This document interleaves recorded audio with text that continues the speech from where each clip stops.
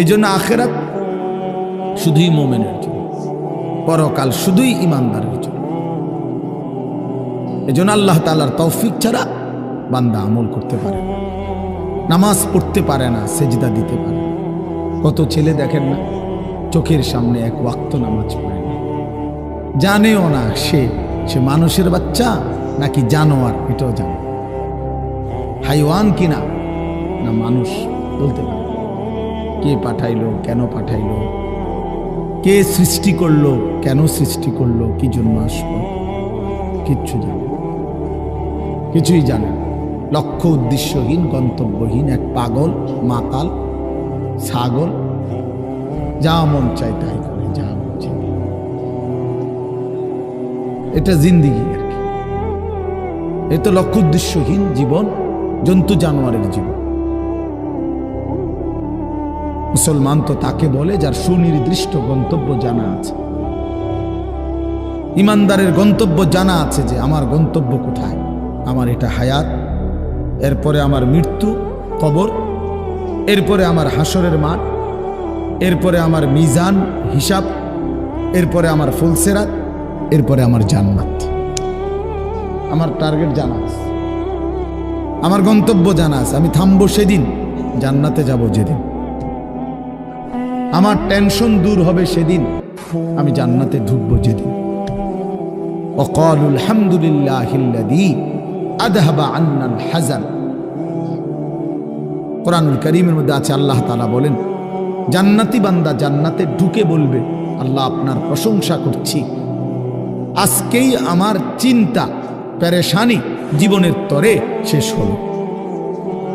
আজ আমি জান্নাতে ঢুকলাম, এবার আমি নিশ্চিন্ত হলাম, নিশ্চিন্ত হলাম, আর কোনোদিন এই জান্নাত থেকে বের হতে হবে। আল্লাহ তাআলা বলছেন আর কখনোই এখান থেকে বের হইতে হবে না।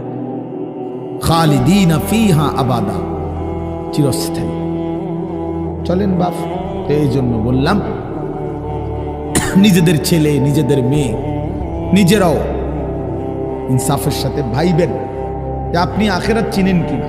আপনার ছেলে মেয়েগুলো যেই জীবন পরিচালনা করতেছে, এতে কি মনে হয়, এতটুকু আন্দাজ করা উচিত যে আমার ছেলে আসলে আখিরাত চিনে কিনা, আমার ছেলের সামনে কোনো গন্তব্য আছে কিনা, নাকি এই মোবাইল, নারী, ছবি, জিনা, ব্যভিচার, মদ, জুয়া, নাচ, গান, উলঙ্গ দৃশ্য, হালাল হারামের কোনো বাজ বিচার নাই, পাক নাফাকের কোনো বাজ বিচার নাই, লজ্জা শরম হায়া কিচ্ছু নাই, যখন যা মন চায় খাইতেছে, হ্যাঁ, যা মন চায় তাই করতেছে।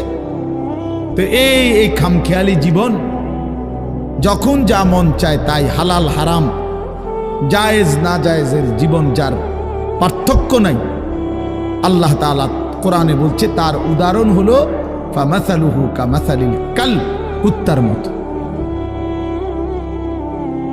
হ্যাঁ, কোরআন শরীফের আয়াত। ওই জীবন কুত্তার জীবন, কুকুরের জীবন। এই জন্য আমি সবসময় এটা বুঝি, বেনামাজির জিন্দেগি কুত্তার জিন্দেগি।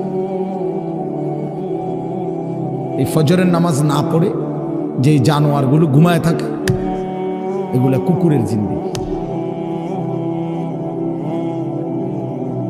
খালাস। এই সুদখোরগুলো যে জিন্দেগি কাটায়, এগুলো কুকুরের জিন্দেগি। এই হারামখোরগুলো যে জীবন কাটায়, এটা জানোয়ারের জীবন। কোরআন শরীফের আয়াত এটা। ওয়াত্তাবা হাওয়াহু ফামাসালুহু কামাসালিল কালব। আল্লাহ বলছে মনের ইচ্ছা মতো যে চলে, আল্লাহর হুকুমের পরোয়া করে না, হালাল হারাম এর পার্থক্য যে মানে না, আল্লাহ বলছে তার উদাহরণ কামাসালিল কালব, কুত্তার মতো, কুকুরের মতো। ইন তাহমিল আলাইহি ইয়ালহাস আও তাতরুকহু ইয়ালহাস। আল্লাহ বলছে কুকুরের স্বভাব, দৌড়ানি দিল জিব্বা লম্বা করে হাঁফায়, ছেড়ে দিল দাঁড়ায়া দাঁড়ায়া জিব্বা লম্বা করে হাঁফায়, জিব্বা লম্বা করে হাঁফায়, এমন করে। এ কুকুরের স্বভাব।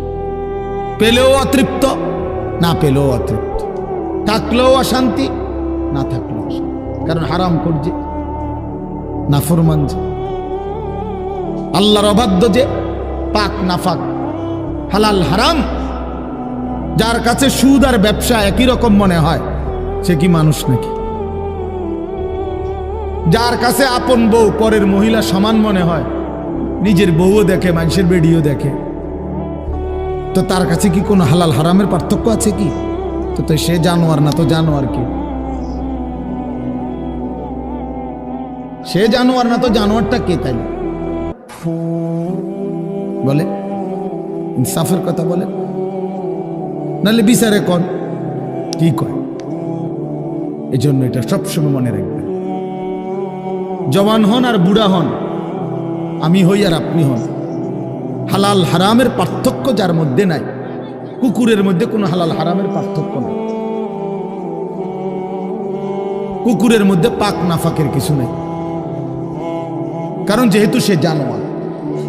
কিন্তু মানুষ যে ইনসান, তার সৃষ্টিগত সত্তার মধ্যে হালাল হারামের অনুভূতি থাকতে হবে। মুসলমান তাকেই বলবে যার মধ্যে জায়েজ না জায়েজের পার্থক্য আছে, হালাল হারামের অনুভূতি আছে, পাক নাফাকের অনুভূতি আছে। কোরআনুল কারীমে আল্লাহ তাআলা এটা বলছেন। এজন্য নবীজি বলছেন, আল হালালু বাইয়িন ওয়াল হারামু বাইয়িন। যেটা হালাল এটা স্পষ্ট, যেটা হারাম এটাও স্পষ্ট। নবীজি বলেন, আমি অন্ধকারে রেখে যাই নাই উম্মতকে, একটা সেকেন্ডের জন্য আমি আমার উম্মতকে আড়ালে রেখে যাই নাই, সব কিছু আমি স্পষ্ট বলেছি। হালাল গুলোও পরিষ্কার করে দিছি, হারাম যা তাও স্পষ্ট করে দিয়েছি। 24 ঘন্টার যাবতীয় কর্মকাণ্ড আমি আল্লাহ স্পষ্ট করে দিয়েছি। ওই দেখেন, ওই অপদার্থ ছেলেটার দিকে দেখেন, এক নজরে মোবাইলের দিকে তাকায় রয়েছে, কারে বলে কি ওয়াজ করে এর কোনো খবর। এটা ধরে রাখছে মোবাইল, এক নজর একদিকে হালাল। এবার ওয়াজ হয়, কারে বলে কি বলে, আমার এত কিছু দরকার, আমি আর আমার মোবাইল। এই জিন্দেগি, এই ছেলে পেলেদের আকসারের জীবন। 24 ঘন্টা পৃথিবীতে তার একটাই জিনিস, সেটা হলো একটা মোবাইল। এটাই তার মা, এটাই তার বাবা, এটাই তার আত্মীয়, এটাই তার স্বজন। মোবাইলেই হাসে, মোবাইলেই কাঁদে, মোবাইলেই আবেগ, মোবাইলেই অনুভূতি, সব কিছু জীবনের মোবাইলটা। কোত্থেকে আসলো, কে বানাইলো, কে সৃষ্টি করলো, কেন পাঠাইলো, কে আমারে বানাইলো, আমি কোত্থেকে আসলাম, কেন রাত হয়, কেন দিন হয়, আমার কোনো দায়িত্ব আছে কিনা আমার আল্লাহর পক্ষ থেকে, কিচ্ছুর কোনো সামান্যতম বুঝ বুদ্ধি আকল দিমাগ কিচ্ছু। 365 দিন, এক বছরে কোনো দিন নামাজ পড়ে না, তারও কিছু মনে পড়ে না, কেউ তারে মনে করাইও দেয় না। কই তার বাপ কেডা, তার মা কি, কেউ একটু বলেও না যে কিরে বাপ, তুমি যে এক ওয়াক্ত নামাজ পড়ো না, তুমি মুসলমানের বাচ্চা হইলা কেন, তুমি মানুষের বাচ্চা হইলা কেন? তার মা একটাবার বলে না, মা এ কেমন, সন্তানই কেমন। আমার খুব আফসোস লাগে, এটা খুব আফসোস। মাঝে মাঝে আমরা চাই যে কি আসলে কি মুসলমান এত পাষাণ হইল কেন, বাপে কেমন, সন্তানেই কেমন, মাই কেমন, মেয়েটাই কেমন। কেউ পর্দা করেন, মাও বেপর্দা, মেয়েও বেপর্দা, বাপ ফুদ জি ছেলে মেয়ে সবাই মিলে টেলিভিশন চায়, একসাথে নাচ গান নর্তকীর ছবি নাটক সিনেমা দেখতেছে। ছি ছি ছি ছি, কত নিকৃষ্ট মুসলমান, কত বেশরম বেহায়া নির্লজ্জ হইলে এত বড় বেশরম হইতে পারে। আত্মমর্যাদা, আত্মসম্মান, লজ্জা যদি এক বিন্দু থাকতো, তাইলে তো বাবা জিজ্ঞেস করতো যে কিরে বাপ, তুই মুসলমানের ঘরে জন্ম নিয়া এক ওয়াক্ত নামাজ পড়ে না, তুই কেমনে রে আমি মুসলমানের সন্তান হইলি? তুই মুসলমানের ঘরে সন্তান হইলি কেমন? আরে এইটা তো আগে বোঝাপড়া করার বিষয় ছিল। তোর বিদেশ, তোর চাকরি, তোর দাখিল, তোর এসএসসি বেড়া এডি বাদ দে বেড়া, থো বেড়া এডি পরের কথা বেড়া। আগে তুই মুসলমানের বাচ্চা কিনা আগে এটা বল বেটা। তোর নামাজের বোঝাপড়া কর আগে বেটা। কিসের তোর বিদেশ, আবার কিসের তোর দেশ? তোর চাকরি দিয়ে আমি করব কি? তোর ব্যবসা দিয়ে আমি করবো কি? তোর উপার্জন খাইয়া আমি করবো কি বেটা? তুই তো হারাম কর, তুই তো নাফরমান। এতটুকু যদি বিবেক বাবার না থাকে, সেটা কেমন বাপ? এ কেমন অভিভাবক? এ কেমন মুসলমান মা বাবা যাদের হৃদয়ে এ কথা আসলো না? আপনার তো উচিত ছিল আগে এই বোঝাপড়া করা। আগে ছেলের সাথেই বোঝাপড়া করেন। তুই মুসলমানের বাচ্চা কিনা আগে এটা বল। মুসলমানের বাচ্চা 16 বছরে এক ওয়াক্ত নামাজ ছাড়া থাকে কেন? কথা বলেন, ইনসাফ কি বলে? ইনসাফের কথা বলেন, বিচারের কথা বলেন। ছেলেগুলোকে আপনারা এভাবে ছেড়ে দিলেন, আর তোমরা ছেলেরাও বাবা এভাবে নষ্ট হয়ে গেল। অনাদরে, অবহেলায় এমন সুন্দর জীবন, এমন সুন্দর যৌবন, শরীর, স্বাস্থ্য সব শেষ করে দিলা।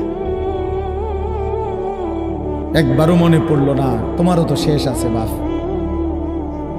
রাত যেমন ভোর হয়, দিন যেমন রাত হয়, তোমারও হায়াতও একদিন শেষ হয়। প্রতি ঘন্টা, মিনিট, সেকেন্ড যায় মানে তোমার হায়াত যায়, আমার হায়াত যায়, ঠিক না? তো আল্লাহ আমাদেরকে বুঝ দান করেন। এজন্য বাপ আমরা ভাবা উচিত, আমাদের এটা ফিকির করা উচিত। এ ছোটরাও, বড়রাও, মাঝ বয়সীরাও, এত লাগাম ছাড়া মানুষ হয় না। মুসলমানের জীবন এত বড়, জন্তু জানোয়ারের মতো হওয়ার কথা না বাবা। হ্যাঁ, গুনাহ হইতে পারে, গুনাহ আমারও আছে, আপনাদেরও আছে, গুনাহ হইতে পারে, হবে। সেটা হলো হুচট খাওয়া। মানে চলার পথে আমি 10 কিলো পথ হাঁটলাম, আমি 30 কিলো পথ গেছি এক জায়গা থেকে আরেক জায়গায়। তো এই চলার পথে হয়তো একবার আধবার পড়ে যাইতে পারি, পিছলা খাইতে পারি, ঠিক আছে, এটা হইতে পারে। কিন্তু আমি বুঝি 30 কিলোমিটার একেবারেই পড়ে রইলাম, পিছলা খাইয়া রইলাম। তাহলে ভুল আমার হইতে পারে, গুনাহ আমার হইতে পারে। আমার 6 মাসে কোনোদিন নামাজ ছুটে যাইতে পারে। আমি জীবন চলার পথে কখনো কাউকে রাগ করতে পারি, গালি দিয়া লাইতে পারি। এটা তো হওয়া স্বাভাবিক, হইতে পারে। কিন্তু লাগাতার প্রতিদিন একরকম, এটা মুসলমান? কথা বুঝছেন কিনা আমার?